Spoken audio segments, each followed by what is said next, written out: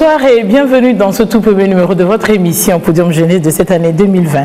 Pour ne pas déroger à la coutume, je vous souhaite une bonne et heureuse année 2020, beaucoup de courage pour les défis à relever. Aujourd'hui, nous allons parler de l'importance d'un plan de vie. L'une des caractéristiques de la vie est qu'elle est en constante évolution. Mais nombreux sont les jeunes, les gens, surtout les jeunes, qui vivent dans le quotidien sans projet de vie, au gré des événements et des circonstances, et oublient souvent que leur vie peut prendre toutes les directions possibles. Or, nous sommes limités par le temps, nous sommes donc dans l'obligation de faire des choix.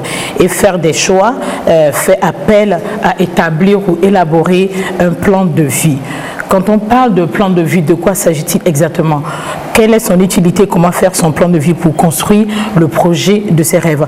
Autant de questions auxquelles Madame Olatokunbo Ige, qui est coordinatrice de Livingstone Resource Center et de Livingstone House à Lomé, nous aidera à trouver des réponses. Madame Ige, bonsoir et bienvenue à Podium Jeunesse.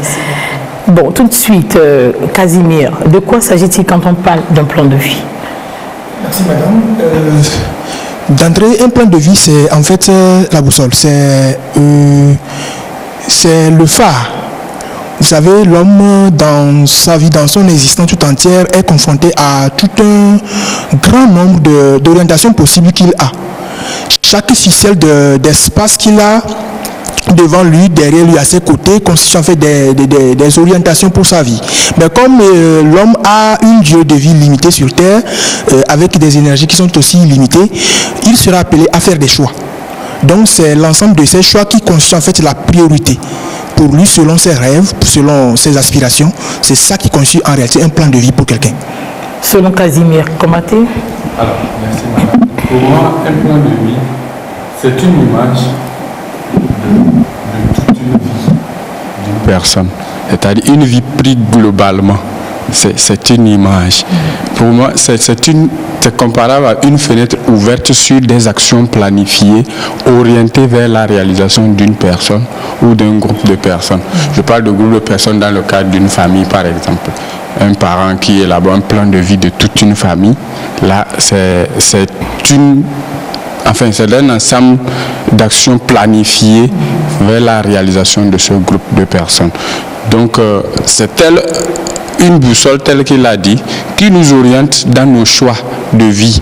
Parce que nous sommes très très impuissants face au temps. Or, nous n'avons pas le temps. Donc, un plan de vie, c'est cette boussole qui nous oriente progressivement vers notre propre réalisation. Merci. Oui, merci Pélagie.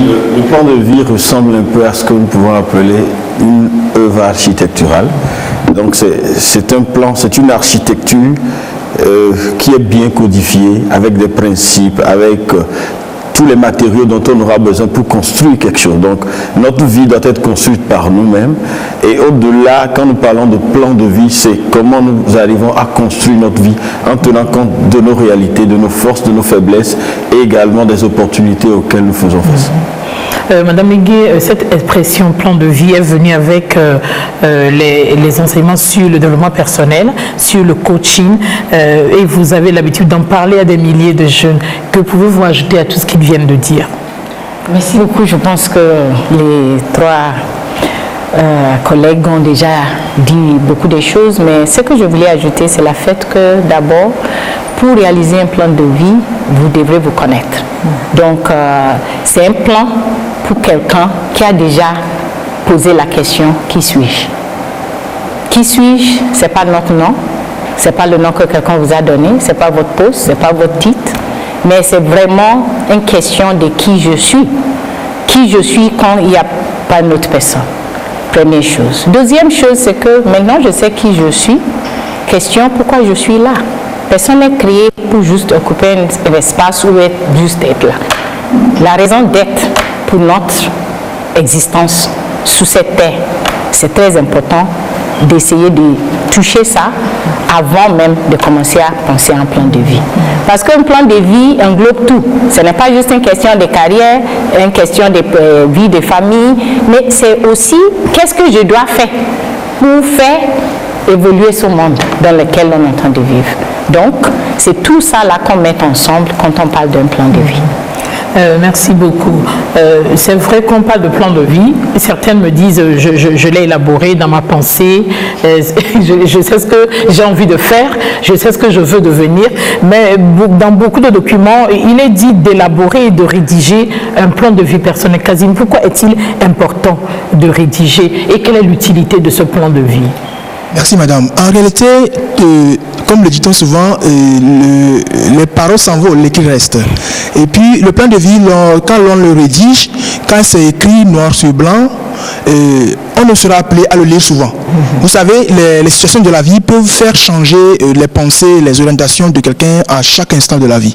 Du coup, quand c'est écrit, on se réfère à cela souvent. En réalité, comme madame l'a si bien soulevé, quand un plan de vie est rédigé, l'on doit se référer à cela chaque jour, le lire si possible, régulièrement que possible. Parce que qui suis-je, comme madame l'a soulevé, c'est une question si perplexe. À tel point que la réponse que je peux me donner aujourd'hui peut changer avec le temps. Mais quand la réponse de base demeure bien écrite, il est plus facile de griffer d'autres orientations possibles à cela sans perdre de vue le départ. Donc c'est pourquoi il est très important de l'écrire. Maintenant, pourquoi faire le plan de vie? Comme les collègues et les aînés l'ont si bien relevé, le plan de vie, c'est le leitmotiv, c'est l'orientation que l'on se donne. Maintenant, si quelqu'un qui n'a pas élaboré un plan de vie, est-ce que la personne vit vraiment? Quand vous n'avez pas, c'est comme si votre vie n'a pas de sens. Comme si vous démarrez votre engin moteur un jour, comme la voiture, bien la moto, et vous ne savez pas là où vous allez. Le carburant peut sauter, mais vous ne savez pas là où vous allez. Ça veut dire que vous allez vous perdre facilement. Mais quand vous avez un plan de vie, c'est que vous avez une direction, vous savez une destination à laquelle aboutir. Vous savez là où vous allez, et donc vous allez vous doter facilement des moyens qu'il vous faut. Là, vous connaîtrez forcément vos points faibles, vos points forts, et puis vous savez quel pas mener, le gauche premièrement ou bien le droit premièrement. Donc le plan de vie, en réalité, c'est important. Chaque être pensant, chaque être qui est autonome, qui est doté des ressources nécessaires intellectuellement comme physiquement, se doit l'obligation de se faire un plan de vie, madame. Je vous remercie. Si je repose la question autrement, en quoi réside l'importance de l'élaboration d'un plan de vie? L'importance réside dans cette maxime qui dit « Il n'y a pas de vent favorable pour celui qui ne sait pas où il va ». Donc, a priori, tout le monde devrait avoir un plan de vie. D'abord se connaître l'environnement dans lequel on est, et connaître également qu'est-ce que nous pouvons faire pour infléchir ou pour pouvoir dominer cet environnement, puisque nous avons été créés pour dominer. Maintenant, si tu ne sais pas quelle est ta valeur, c'est comme une anecdote qui dit qu'un poussin qui est parmi les aigles, enfin tout un aiglon qui est parmi les poussins, s'il continue par s'amuser, il ne découvre pas qu'il restera poussin, parce qu'il a pris l'habitude d'être parmi les poussins. L'important de ce plan de vie-là est l'élément catalyseur même d'où nous allons aller. Et c'est ça qui permet pour les personnes qui ont réussi à établir ou à élaborer ce plan, vous voyez qu'en fait, malgré les difficultés qu'ils ont, on dirait qu'ils volent en fait, comme des aigles. Ce n'est pas, quand nous voyons des gens réussir, ce n'est pas forcément qu'ils n'ont pas de problème. Ils ont de gros défis, mais ils savent où ils vont et ils se disent que malgré tous les problèmes que nous avons, malgré les défis, j'ai mon objectif, je suis focus sur là où je veux aller. Donc, je sais qu'il y aura des objectifs. Ça veut dire qu'il prépare, il y a son mental, il prépare son être, son corps, et il prépare également son environnement pour pouvoir atteindre cela. Donc, c'est extrêmement important, auquel cas, c'est qu'on ne vit pas en fait, comme le dit Casimir. Parce que là, si tu n'as pas de plan de vie, c'est que est-ce qu'en fait, tu peux dire que tu vis en fait? C'est ça la vraie question. Donc, si cette personne ne vivait pas, quel mot on pourrait utiliser pour qualifier son existence? Elle a une existence abstraite en fait. Abstraite. Absolument. Quelqu'un dirait qu'elle est en train de traverser la vie. Avant de donner la parole à Combatté, je voudrais signaler à nos amis téléspectateurs qu'ils peuvent commencer à participer à nos échanges en nous envoyant des messages sur le 90 14 09 52 90 14 09 52. Combatté. Merci madame.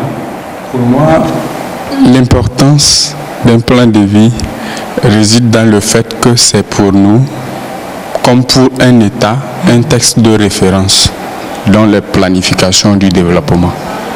Pour pouvoir réussir notre vie demain.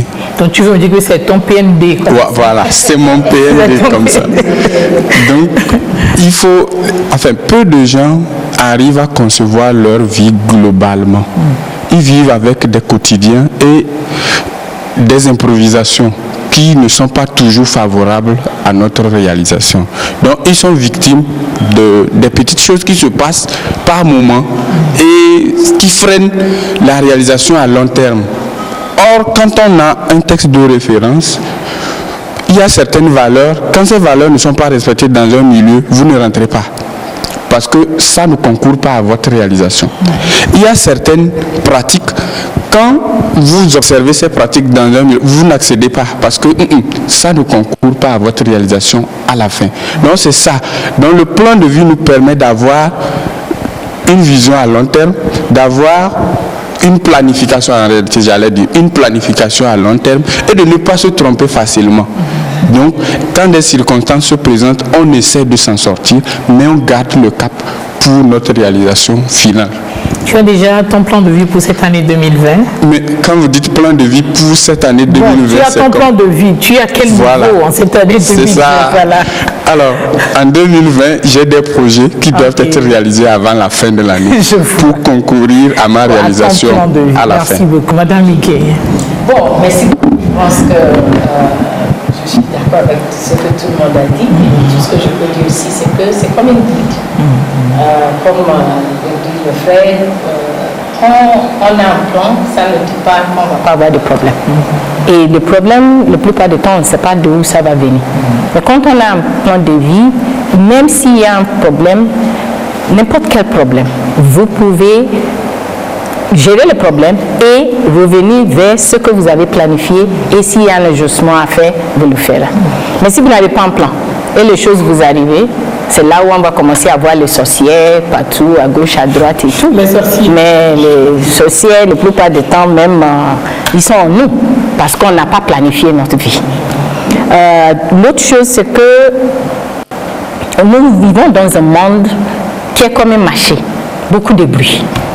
Il y a beaucoup de choses qui, aujourd'hui, les gens voient et suivent. Il y a un jeune qui me dit, madame, on appelle ça le suivisme.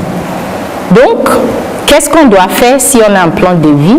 Même si on est dans le marché, grand marché de monde, le bruit ne va pas nous embarquer parce qu'on sait où on voulait aller. On peut finir ce qu'on est parti au marché pour acheter, maintenant essayer de voir qu'est-ce qui se passe à gauche, à droite. Mais comme vous savez que vous avez quelque chose à la maison, vous prenez vos paniers et vous disiez au revoir, comme l'a dit aussi le collègue. Donc, ça aide beaucoup à focaliser sur le chemin que vous avez défini pour vous. Parce que c'est un plan de vie, c'est extrêmement personnel. Vous pouvez être même un membre d'une famille. La famille a un grand plan. Mais dedans, moi aussi, j'ai mon plan et on va trouver le juste milieu pour assurer la cohésion de notre famille. C'est comme ça qu'on devait vivre et c'est ça l'utilité de ce plan de vie.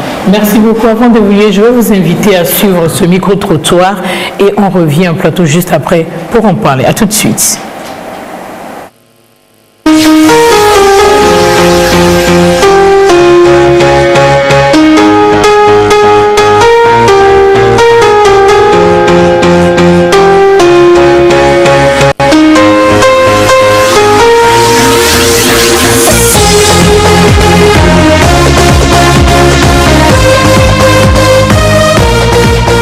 Le plan de vie, ce sont des orientations qu'on se donne. C'est en même temps l'ensemble des éléments importants dans divers domaines de la vie, soit la vie professionnelle, la vie personnelle et la vie relationnelle aussi.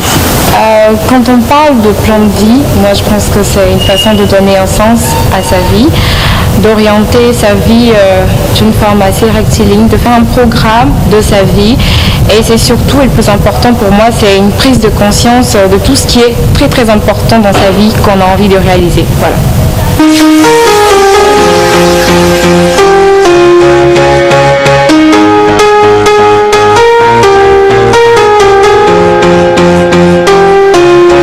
Je crois que pour toute personne qui veut quand même avancer dans la vie, elle doit savoir là où elle va, ce vers quoi elle veut tendre, où est-ce qu'elle en est actuellement et qu'est-ce qui lui permet de pouvoir avancer dans la vie.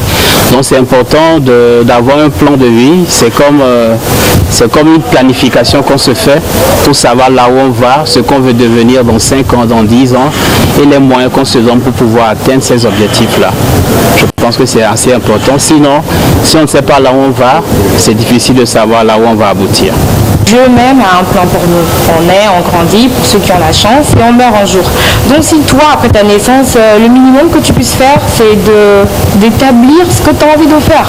Parce que sans ça, on ne vit pas. Généralement, je donne un exemple, comme dans l'événementiel. Pour un événement, il faut déjà un programme.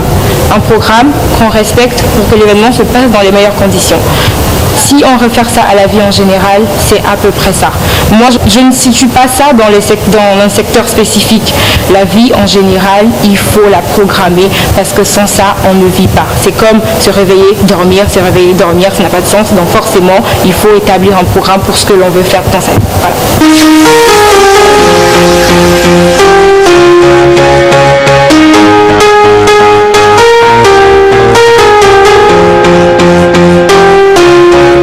Je pense que beaucoup de jeunes perdent de repères parce qu'ils ne savent pas exactement ce qu'ils ont à faire dans la vie.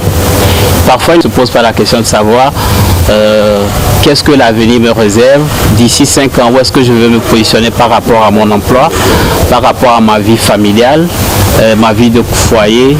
Donc, c'est des jeunes qui n'ont pas de repères. Les jeunes de maintenant ne font pas très attention à la programmation de leur vie, au fait de faire un plan de vie, juste parce qu'on est trop distrait. On est plus dans la distraction, on vit plus dans le virtuel. On ne donne pas un sens aux choses. On aime tellement la life que les choses les plus importantes dans notre vie, on ne tient pas compte de ça. Et ça, c'est vraiment, vraiment dommage.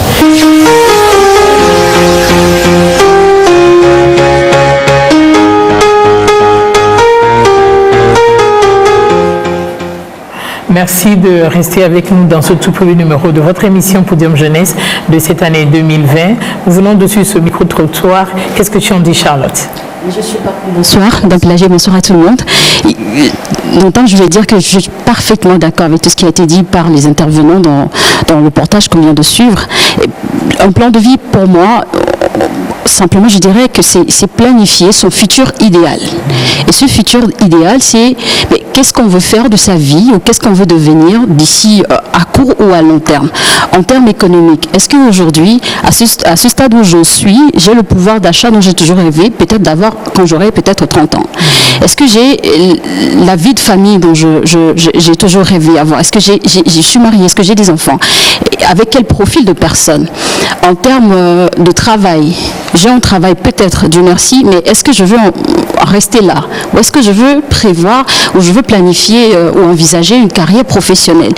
Tellement de questions qu'on doit se poser, et pour s'en sortir, l'idéal, c'est vraiment de tout planifier et avoir un plan de vie personnel, très personnel, et tout en n'oubliant pas qu'il faut s'en tenir au contexte dans lequel on évolue, et surtout ne pas se limiter dans ce qu'on écrit quand on va élaborer son plan de travail, parce qu'il faudrait que ce plan de vie soit à la hauteur de nos ambitions.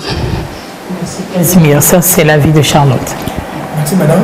Tout comme Charlotte, je partage totalement l'avis surtout de Nara, qui a relevé un point très important que j'apprécie, c'est que les jeunes vivent comme des marionnettes en réalité. Ces gens qui sont guidés, les événements courants de la vie, les situations courantes de la vie, leur balance gauche-droite, devant, gauche-droite, devant, et puis ils suivent. Du fait, ce qui fait qu'ils n'ont pas, on dirait qu'ils n'ont pas une orientation personnelle propre à eux-mêmes. Donc la jeunesse n'a pas un plan de vie, ou bien n'arrive pas à suivre un plan de vie parce qu'il ne l'élabore pas, parce qu'il vit la life, comme Nara l'a toujours dit, je vais lui prêter le mot en intégralité, la life comme elle l'a dit. Donc c'est qu'ils font la vie au lieu de vivre la vie en réalité. Donc c'est le point que moi je trouve très pertinent, que je veux relever, malgré que je partage la totalité de leur avis. Je vous remercie madame. Si vous permettez que je réagisse peut-être sur ce que vous venez de dire, parce que moi je suis jeune et quand on parle des jeunes, je me sens tout de suite interpellée parce que j'en fais partie. Nous ne parlons pas des jeunes qui sont différents de nous, nous en faisons partie. Et moi je ne pense pas toujours qu'on est toujours très distrait. Mais vous savez, c'est que parfois quand on approche la majorité... Alors, bon, même la majorité, je ne sais pas si je partage partagerai la vie parce que je me dis qu'on cherche au jour le jour. Peut-être qu'on ne cherche pas bien parce que il y a tellement de choses qui s'offrent à nous, tellement de possibilités et on se cherche. C'est comme dans une balance, on se demande mais au milieu de tout ça, où est-ce que j'en suis? Mais maintenant, quand on ne se réfère pas à qui on est, c'est quand on ne connaît pas qui on est, c'est là que vraiment on va à contre-courant. Et l'important maintenant, c'est d'amener les jeunes à se découvrir, à se connaître, mais dire qu'on fait le pour et le contre, ça peut... Je me dis que c'est parce qu'on se cherche. Madame Guigué, par rapport à la remarque de Nara, je dirais justement que la remarque a été faite par plusieurs personnes et qu'il y a si peu de gens, surtout les jeunes, qui font l'effort de comprendre ce qu'elles veulent faire réellement de leur vie. Est-ce que c'est la crise généralisée dans le monde? On brûle les étapes. Madame pourrait nous aider. Est-ce que c'est la crise généralisée dans le monde ou c'est le cas particulier de l'Afrique qui fait qu'on a l'impression comme si le jeune Africain ne sait pas exactement ce qu'il veut faire de sa vie? La plupart des jeunes, pas tous les jeunes. On a l'impression, j'ai dit. Madame. Non, moi j'appelle ça une vérité sociétale.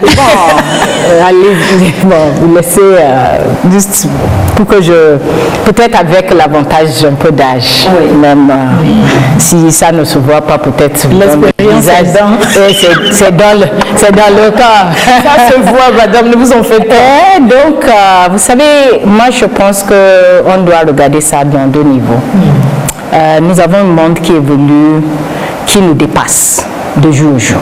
La façon que le monde entend de courir. Le jour que j'ai eu le choc le plus important de ma vie, c'est le jour que je me suis rendu compte que ma fille n'a jamais vu un disquette. C'est comme être dans l'ordinateur. Et je lui ai dit, mais toi, tu ne connais pas ça? Il me dit, mais moi, je n'ai jamais vu ça.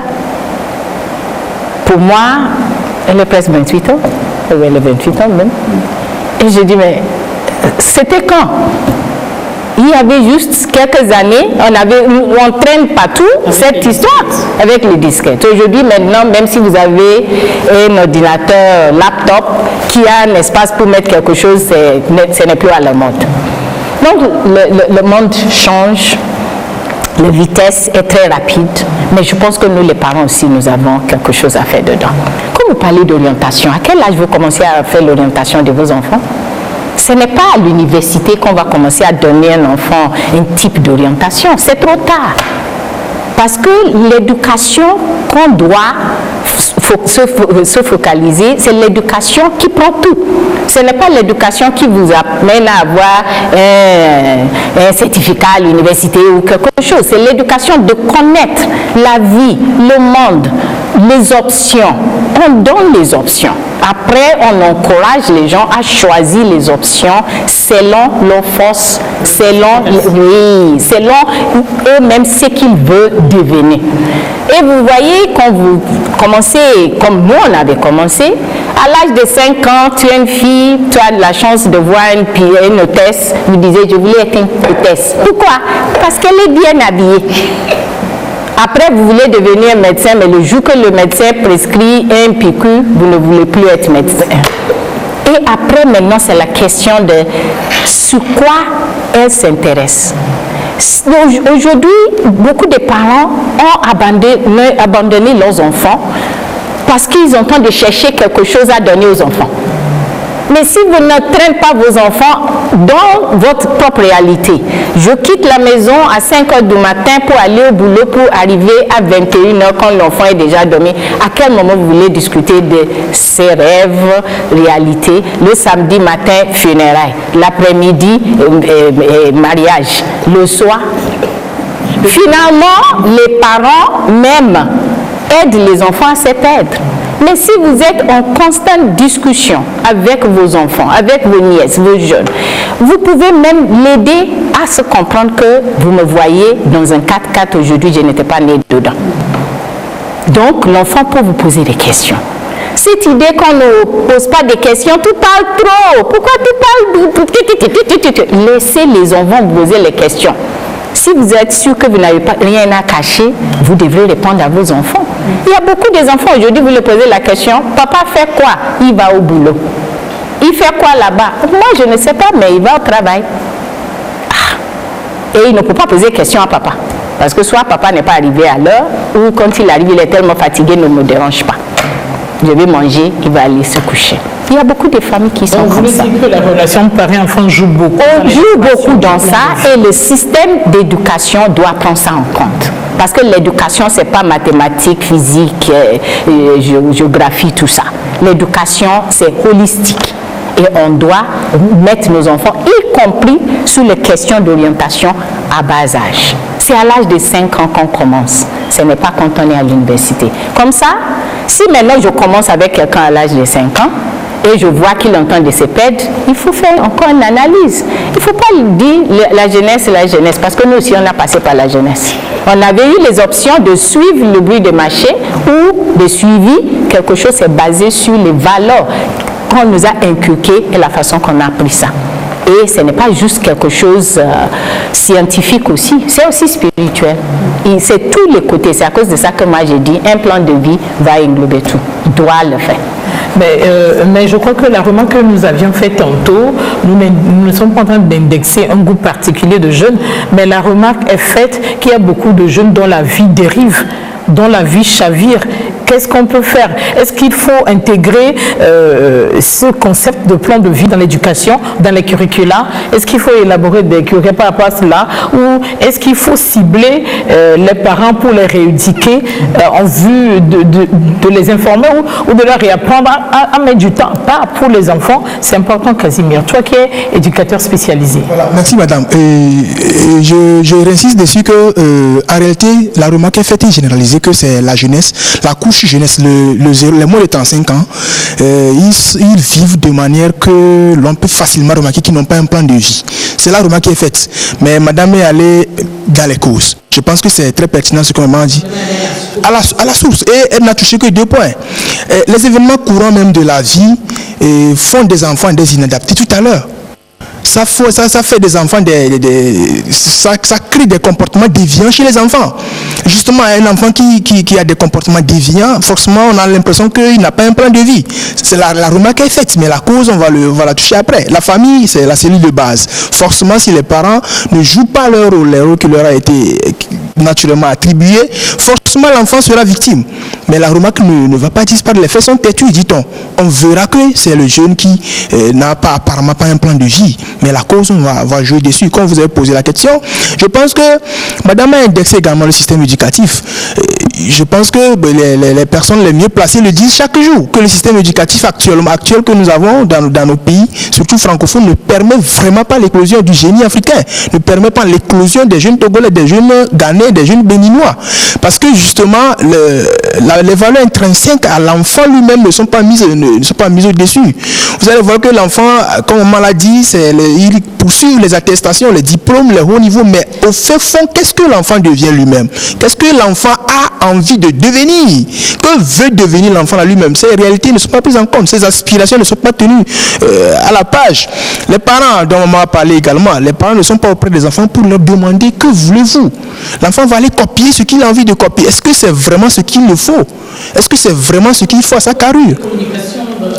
Communication de parents et enfants dans la société africaine a été toujours problématique. Avec les nouveaux parents, quand je dis nouveaux parents, voilà vous quoi, voilà. Et les nouveaux parents ont subi, donc j'espère que vous allez rectifier le tir. Et le point que j'allais mettre le point, c'est que les médias sociaux qui éduquent les enfants à la place des parents, la télévision là, les WhatsApp, les Facebook sur lesquels on copie facilement les façons de faire les vidéos, on vit facilement selon ces médias sociaux. Et du coup, c'est facile de remarquer. Je vous remercie, madame. Donc, vous avez parlé du suivisme qui n'arrange pas toujours les choses. Nous avons un téléspectateur qui nous a écrit depuis Cara. Il nous souhaite une bonne émission. Si madame pourrait nous donner un canevas de plan de vie qui pourrait nous aider à canaliser nos projets en ce début d'année. Ah oui. Bon, il y a plusieurs sources pour avoir... En fait, je crois qu'il me dit comment faire. Comment faire. Bon, si c'est une question de comment faire, je pense que la première chose à faire, c'est de faire votre propre réflexion. Et encore une fois, si on n'a pas l'habitude de le faire, on peut vous apprendre comment le faire. Vous savez, moi, j'ai l'habitude, quand j'enseigne, je dis, première chose à faire, c'est d'utiliser votre miroir comme un bon ami. Parce que dedans, tu es là-bas en train de faire visage, tout ça là. Prends 15 minutes et discutez avec votre meilleur ami qui est dans le miroir. qu'est-ce que je voulais faire exactement? D'où je viens, je voulais aller où? Quelles sont les choses qui me font pleurer ou qui me tiennent à cœur? Je vois ça me... Où est-ce que je voulais aller? Pourquoi? Posez ces questions. Pourquoi à chaque fois? Ne dis pas, parce que mon ami commence à faire ça, ça marche chez lui, moi aussi je vais le faire. Maintenant, c'est les questions, ok, j'ai une idée maintenant où je voulais aller. Qu'est-ce que j'ai en moi? C'est une capacité, c'est une connaissance, c'est des ressources. Parce que dès que vous commencez à parler de plan de vie, les gens vont, surtout les jeunes, vous disent, mais j'ai un plan de vie, mais le problème c'est que madame, je n'ai pas écrit ça. Écrivez-le. En tout cas, dans ma base spirituelle, on nous dit, la vision c'est pour un temps donné. Écrivez-le. Parce qu'il faut que les gens sachent que plan de vie, c'est quelque chose à réaliser. Donc, déjà, vous êtes quelque part. Là où je suis, j'ai un plan de vie, c'est comme je dois marcher pour y arriver. Quelles sont les étapes à franchir? Qu'est-ce que je dois faire dans ces étapes? Quand cette émission est bienvenue même parce qu'on est dans le début de l'année. Normalement, un plan de vie qui englobe 5 ans, 10 ans, on doit préparer les étapes de revue. Si on fait un review semestriel ou 2 fois par an ou annuel, forcément, à la fin de l'année 2019, vous devrez déjà caler votre programme pour 2020 parce que vous avez déjà fait un review. Qu'est-ce que j'avais planifié de faire en 2019? Est-ce que je l'avais réalisé? Si je ne l'ai pas réalisé, pourquoi? Est-ce que c'est toujours pertinent? Si c'est pertinent, je dois le balancer dans le plan de 2020. Et maintenant, on est en 2020. Essayez de mettre ça. Ok, madame, mais est-ce qu'on va suivre ça? Mais toi, d'abord, fais votre part. Votre part, c'est de dire, c'est ce que je voulais réaliser. Maintenant, avec toutes les autres choses qui gèrent dans notre vie, on peut y arriver. D'abord, vous avez vous-même votre intellect. Vous avez aussi peut-être besoin de quelqu'un qui peut vous aider. Et quand je dis aide, maintenant ici, là, je ne parle pas d'aide financière. Parce que les jeunes, surtout les jeunes, courent rapidement. Je n'ai pas l'argent. Ce n'est pas une question d'argent. Pour réaliser votre rêve, la plupart ont des portables. Mais ils utilisent ça, comme l'a dit notre frère, pour faire WhatsApp. Mais vous pouvez aller sur Google. Essayez de voir ce que je voulais faire là. Est-ce que quelqu'un a déjà fait ça dans un autre pays? Comment ils ont fait? Cherchez les idées. Après, vous pouvez chercher les gens qui peuvent vous orienter. Réseaux sociaux. Aussi, identifier les bons réseaux sociaux. On ne peut pas s'amuser sur LinkedIn. LinkedIn, c'est professionnel. Tu es jeune, tu veux que les gens vous aident, vous te connectez sur LinkedIn, c'est pour apprendre. Ce n'est pas pour s'amuser, insulter les gens ou faire des désordres. Parce que là-bas, maintenant, aujourd'hui, il y a les employés même qui vont sur LinkedIn pour voir quel jeune a un CV qui s'adapte à ce que moi je cherche. Donc, il y a plusieurs aspects à ça. Moi, ce que je vais conseiller à notre ami, c'est qu'il y a les différents aspects à considérer. 7 grands titres. C'est votre spiritualité, c'est vos relations, c'est votre santé, parce que si vous n'avez pas la santé, c'est difficile à réaliser quelque chose. Le but que vous avez même pour votre vie, qui va vous permettre à définir les objectifs. Maintenant, les sources financières et aussi les questions relationnelles. L'amour, la famille, les amis, où est-ce que vous en êtes dans ça? Chaque année, si vous commencez à mettre les choses dedans, ça peut vous aider à rentrer dans ça. Merci beaucoup. Nous avons un autre téléspectateur qui nous dit ici que beaucoup de jeunes souffrent dans leur vie maritale parce qu'ils se sont mariés sur des coups de tête, qu'ils n'ont pas su qu'ils devraient faire un plan pour leur vie de foyer. Casimir. Merci madame. Le téléspectateur a soulevé un point capital. Justement, c'est quand on n'a pas un plan de vie que de telles situations peuvent facilement arriver. Quand on sait qu'on voudra se marier à 35 ans, 40 ans, il est plus facile de se protéger en passant aux actes sexuels. Il est plus facile de prendre les dispositions citoyennes. Je voulais parler que justement, il y a un de ses cousins qui s'est marié à sa copine parce qu'ils étaient ensemble et une grossesse est survenue. Voilà. Ils ont commencé à faire le foyer. Voilà. Le plan de vie global prend justement en compte tous ces aspects-là. Je compte avoir un enfant quand j'aurai 30 ans. Alors, à quoi sert bon quand je couche à 20 ans, à 22 ans, de ne pas me protéger? pourquoi ne pas prendre les dispositions pouvant me permettre de n'avoir d'enfant qu'à 30 ans? C'est une fois, madame. Et justement, quand on devient papa dans ces conditions, l'enfant va payer cher l'erreur des parents. Parce que ces enfants-parents, comment est-ce qu'ils pourraient éduquer? Quelles notions de base ont-ils dans l'éducation? Ils n'ont pas encore reçu assez d'éducation. Justement, ils sont en plein développement eux-mêmes. Ils sont en plein développement. Tu n'as pas encore achevé tes processus de développement. Comment tu peux éduquer? Ce sera compliqué, madame. Merci. Je vois que cette question s'adresse à Cécile. Tu diriges la maison des jeunes de Lomé. Beaucoup de jeunes errent dans les rues et ne savent pas quoi faire de leur diplôme.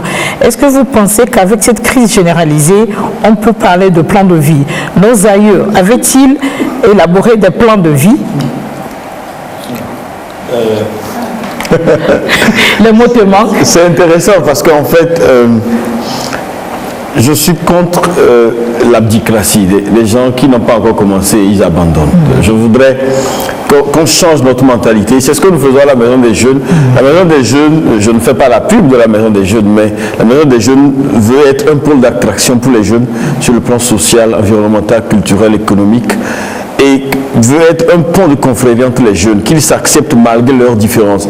Et à la Maison des Jeunes, nous éduquons autrement parce que nous ne faisons pas ce qu'on fait dans les établissements scolaires ou dans les universités ou les collèges, mais nous faisons ce que nous appelons l'éducation et la formation extrascolaire. Ce qu'on ne vous apprendra jamais à l'école, c'est ce que nous apprenons aux enfants, d'abord à se connaître, à respecter les valeurs cardinales de la nation, à s'accepter tels qu'ils sont. Et pour la petite anecdote, vous rentrez dans la maison des jeunes, vous ne saluez pas les agents de sécurité, on vous sort. Parce qu'une valeur, on vous fait sortir poliment parce que vous pouvez dépasser quelqu'un, ne pas la saluer et faire une crise à 5 mètres. Donc si la personne est aussi orgueilleuse que vous, vous mourrez simplement par le simple fait que vous ne respectez pas les autres. Donc c'est ce que nous apprenons. Les jeunes qui errent dans la rue, je sais que le Togo, comme beaucoup de pays africains, ont des gros défis en termes d'employabilité. Mais je me dis également que est-ce que c'est vraiment le travail que nous cherchons ou c'est avoir en même temps un poste qui te donne 1 million? C'est, comme le dit mon père, il faut être sur la branche tordue pour couper la branche droite. Donc ça veut dire qu'il faut que les jeunes apprennent, que nous les jeunes nous apprenions à prendre le peu que nous avons et à construire, à bâtir sur ça. Parce que si vous avez un doctorat et vous attendez d'avoir un poste où on va vous payer 2 millions, même pour toutes les personnes qui sont arrivées dans des gros postes, ils ne sont pas allés directement par là. Les gens ont commencé en étant chauffeurs. Et ils se sont retrouvés. Je connais une boîte parce que j'étais à Plan Intéressant. J'ai vu des gens commencer en tant que chauffeurs. Aujourd'hui, ils sont CD, c'est-à-dire qu'ils sont country director. Vous imaginez quelqu'un qui commence en tant que chauffeur, malgré tous ses diplômes, il est venu conduire. Et tout doucement, il a commencé par gravir les échelons jusqu'à atteindre le sommet. Je ne te coupe pas la parole, mais j'ai reçu ici un conseiller emploi qui m'a dit que sur 100 jeunes qu'il a reçus, il a remarqué que 90 ne cherchaient pas du travail, mais plutôt de l'argent. Oui. Donc ça ne marche pas a priori. Et comme on le dit également, ce n'est pas ce que vous avez, ce n'est pas votre diplôme qui fait de vous ce que vous êtes. Ce n'est pas votre savoir également, mais c'est la sagesse et la façon de faire qui deviennent plutôt la connaissance. Donc ce n'est pas le savoir qui est important, mais c'est ce que vous faites de ce que vous avez acquis. Et pour finir, moi j'ai commencé par travailler, en étant étudiant parce que en me retrouvant sur un chantier de maçonnerie, c'est mon voisin. J'étais déjà diplômé, j'ai repris l'INJS, je faisais d'autres études et j'ai voulu aller faire le manœuvrage pour voir comment c'est, etc. Mais le gars m'a remarqué parce que j'étais différent des autres. À la pause, moi je suis avec mon livre, c'est-à-dire que je lis. Il m'a posé des questions. Je n'ai jamais su que c'était le propriétaire parce qu'il venait toujours en culotte sur une vieille bécane. Et celui qui suivait le chantier était bien habillé avec une voiture. En fait, il a fait juste un faux bond, comme si il venait juste comme s'il n'était rien. Et celui qui n'était en fait rien venait plutôt comme si c'était lui le patron. Et quand il a déménagé, moi je passais devant la maison. Il m'a vu, il m'a salué, il dit mais attends, tu n'es plus venu me saluer quand je suis rentré. Il dit mais non, je ne savais pas que c'était vous. Et là, il m'a demandé de venir encadrer ses enfants. Donc, quand moi j'étais déjà étudiant, je gagnais déjà 60 000. C'est-à-dire que j'encadrais 2 de ses enfants à 30 000 francs le mois. Donc, ça fait 2 fois 30, ça fait 60 000. Donc, je gagnais régulièrement en leur apprenant juste enfin le français, l'histoire, et d'autres choses. Il dit qu'il voudrait que je cause avec les enfants. Aujourd'hui, les deux sont aux États-Unis. Il y a un qui est mari, il y a un qui fait la médecine. Et ils sont bien, ils sont très excellents, ils sont majeurs de leur promotion, ils sont bien. Donc je peux dire également, j'ai commencé en passant par les briques, le ciment. Je me suis, oui c'est vrai, ça peut faire rire. Donc de cette même manière également, c'est ce même monsieur, vous imaginez, que j'ai pris comme mon deuxième papa, qui m'a orienté vers WANEP Togo. Donc je suis allé à WANEP Togo par exemple sans avoir écrit aucune demande. Je suis juste allé voir Madame Ariagnon. J'ai pris le temps d'étudier tout ce que WANEP fait, ce que WANEP ne fait pas. Donc je suis venu proposer ce qu'ils ne font pas, dont ils avaient besoin. Quand j'ai tapé juste sur le point, et c'est fini. Madame Ariagnon dit ok, ah ben tiens, on a besoin de quelqu'un comme ça. Tout est à considérer sur notre parcours. Absolument. Merci beaucoup, Charlotte. Dit aussi, c'est très important de le dire, quand on a à disposition de nous en tant que jeunes un centre qui nous accueille, qui nous offre la chance de déployer toutes nos potentialités, de nous parfaire, c'est une opportunité à saisir. Parce qu'il y a une chose, les parents devraient aussi beaucoup nous encourager à faire des activités extrascolaires ou extra-professionnelles. C'est là beaucoup plus qu'on a la chance d'appliquer en fait tout ce qu'on reçoit à l'école. C'est vrai qu'on passe beaucoup de temps à l'école. On dit aussi que tout s'apprend à l'école, mais pas tout. On nous apprend, on va à l'école pour créer le savoir, on a la connaissance, mais est-ce que la compétence y va avec? Et quand on est jeune, c'est ça qui devrait beaucoup plus nous préoccuper. Quand je me dis je suis jeune, j'ai peut-être 25 ans et j'ai la possibilité d'avoir un stage et tout de suite je demande de l'argent, je dis mais vous êtes en erreur. Et même quand on demande peut-être la somme qu'on exige, est-ce que vraiment, quand on nous met à ce poste-là, on est sûr que tout ce qu'on va rendre, la rentabilité, tout ce qu'on va, on va offrir à l'entreprise, notre travail, est-ce que cela va être en concordance ou non? C'est qu'il faut, ce que je me dire par là, c'est qu'il faudrait qu'on sache aussi à quel moment est-ce qu'on a besoin de quoi. Je suis encore étudiante, quand je finis, je vais faire un stage. Est-ce que tout de suite je vais aller vers un stage rémunéré? Et quand je n'ai pas cette chance-là, qu'est-ce que je fais après? De déplacement. Mais oui. Mais voyez-vous, ça revient toujours à l'étape de la communication.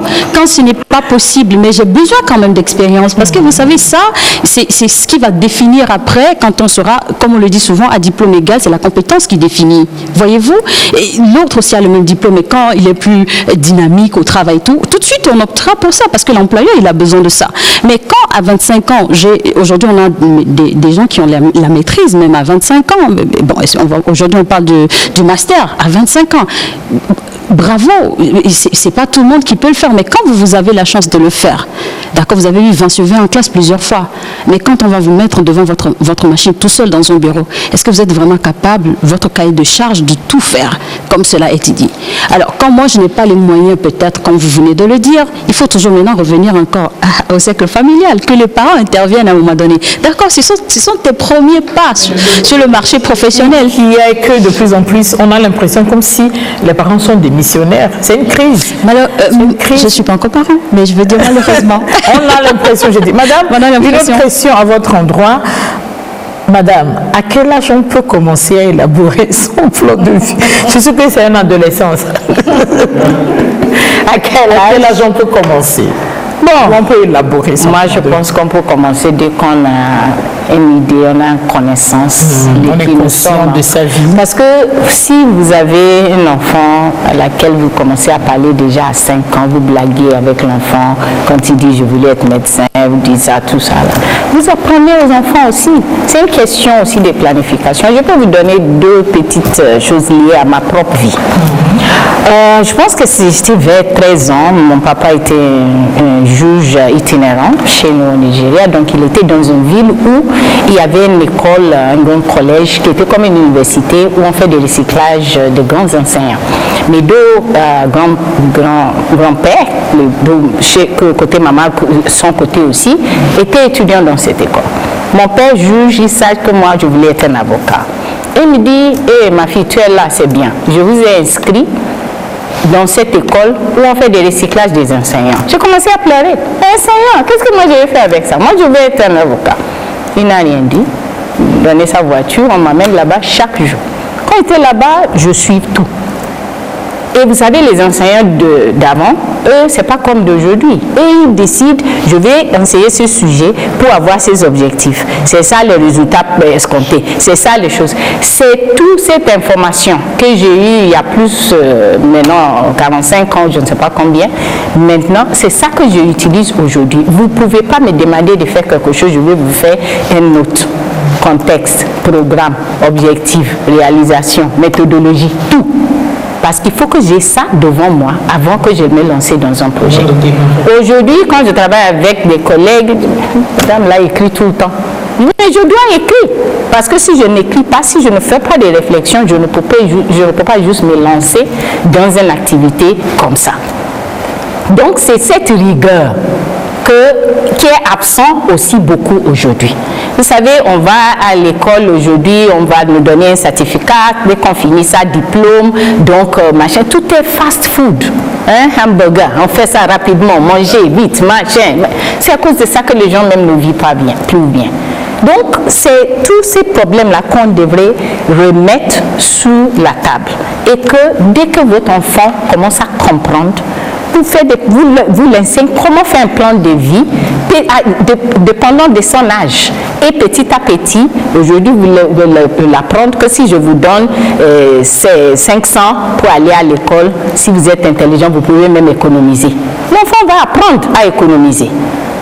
À son âge, vous le donnez ce qu'il peut voir. Donc, moi, je ne peux pas dire à quel âge, mais je disais que même avant 15 ans, conscient de qui, il faut commencer à votre propre niveau de toucher ces questions. Comment je fais même des relations avec les autres. C'est important dans le plan de vie. Merci, madame. Je crois que nous allons encore revenir sur le comment, parce qu'il y a plus de 10 questions qui voudraient qu'on revienne sur le comment.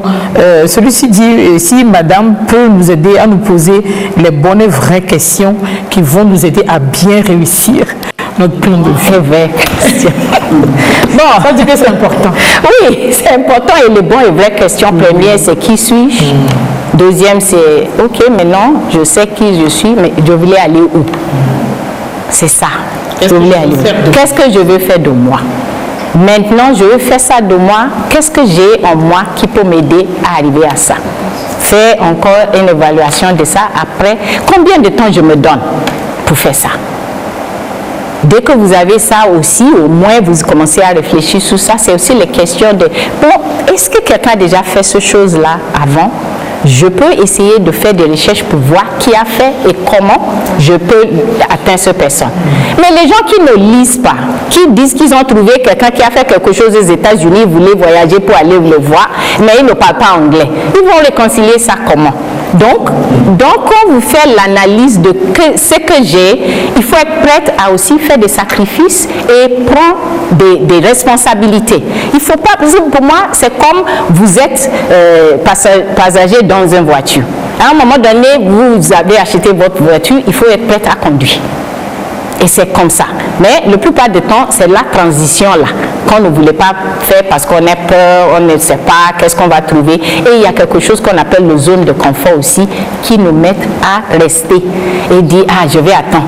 Mon oncle va faire pour moi, mon papa va faire pour moi, ma mère va faire pour moi. Donc, toutes ces questions-là, on doit le poser. Mais donner un guide, franchement, c'est difficile, là, mais c'est le sujet. Oui, c'est le point spécifique. Je pense qu'on commence avec une sorte d'introspection de soi. C'est le qui suis-je. Le qui suis-je, et je pense que c'est la base, parce que si on se connaît, tu sais que tu es capable de faire des choses au-delà de... En fait, tu t'y connais, c'est comme tu dis, si tu me prends sur un plan, même les yeux fermés, je sais que je suis tranquille. Ensuite, la deuxième chose, c'est aussi de lire, parce que nous avons une carence en lecture et on n'a pas de niveau. Quand on voit des autres, on se dit qu'ils sont denses, mais le fait qu'ils deviennent denses, c'est par rapport à leur capacité de lire. Quand tu demandes à un jeune aujourd'hui, comment de lire, tu as lu. J'ai un ami que j'ai rencontré avant-hier, avec qui j'ai fait il me dit qu'il n'a lu dans sa vie que deux romans, Maïmouna et le journal d'une bonne. C'est tout ce qu'il a lu dans sa vie. Il doit avoir 40 ans maintenant.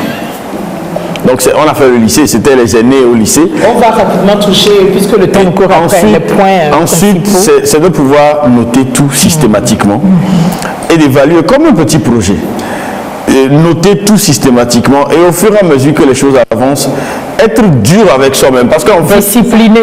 Absolument, parce que des fois, les problèmes font qu'on peut dire, bon, je ferme l'œil sur ça, mais à force de fermer l'œil, finalement, c'est vos deux yeux que vous allez fermer. Et fermez aussi votre cœur et fermez aussi la foi que vous avez en vous. Pour terminer, c'est cette phrase-là de cette artiste ghanéenne, que vous connaissez peut-être tous, Sinak, qui dit « Take a look at me and wonder, it doesn't matter what you say now ». Ça veut dire que la personne est convaincue, quel que soit ce qui se passe, je suis focus sur là où je veux aller et je sais que tu verras quoi, que je sais qui je suis absolument. Merci. Merci beaucoup. Madame Fidèle nous réécrit qu'elle vous remercie, qu'elle a trouvé sa réponse dans votre intervention. Avant de conclure, je redonne la parole à Charlotte. Moi, je vais partager cette expérience avec les gens. C'est ce qui m'a aidé aussi. J'ai eu le déclic quand j'ai pris connaissance de cette pensée de l'ancien président Kennedy qui dit « Ne demandez pas à votre pays ce qu'il vous offrira, mais demandez-vous ce que vous pouvez faire pour votre pays. » Du moment où on prend conscience qu'on est un être qui mérite d'être là et qu'on a des potentialités, qu'on peut se mettre au service de notre communauté et de contribuer au développement de notre pays, là, on a un sens à notre existence et peu importe la situation, on se donnera les moyens pour y parvenir. Parce que ce qui est important, c'est de toujours te demander, quand je ne serai plus là, qu'est-ce que j'aimerais que les gens disent de moi? Et quand on a ça, je pense qu'on a tout. Merci beaucoup, Madame Igué. Je voudrais vous remercier pour votre disponibilité. Mais avant de clore, je vous redonne la parole. Vos souhaits, vos vœux pour la jeunesse africaine et surtout la jeunesse togolaise en ce début d'année. Et quels sont ces souhaits? Que les jeunes togolaises, africaines, les enfants, frères et sœurs, soient déterminés. Acquérir un niveau de discipline qui peut vous permettre à réaliser. Et dernier et plus important, persévérer. Parce que la plupart de nos gens ne voulaient même pas persévérer. Ils veulent tout vite, hier, et si ça n'arrive pas, ils abandonnent. Merci beaucoup. Vous l'avez compris, Madame Igué, elle est anglophone, mais elle se défend assez bien en français. Je vous remercie pour nous avoir fourni ces éclaircissements relatifs au plan de vie personnel et son importance. Donc je vous rappelle que Madame Igué Olatokumbo, elle est la coordinatrice de Livingstone's House and Center qui se trouve à Lomé. C'est un centre qui coach beaucoup les jeunes et les aide à avoir une idée réelle de ce qu'ils veulent faire de leur vie. Donc s'épanouir, se réaliser. S'épanouir, se réaliser et donner un sens à sa vie demande du temps et une certaine méthodologie. Rédiger son plan de vie est donc un exercice simple mais essentiel pour donner un sens à sa vie parce qu'elle permet de se concentrer sur ce qui importe le plus afin d'éviter de s'éparpiller ou d'éparpiller ses énergies et de courir dans tous les sens. L'intérêt d'un tel plan est qu'il apportera de la structure à votre vie tout en évoluant avec vous. Je vous remercie de nous avoir suivis. Je vous retrouve samedi dans ce même studio pour un autre thème et d'autres échanges. Au revoir et à samedi.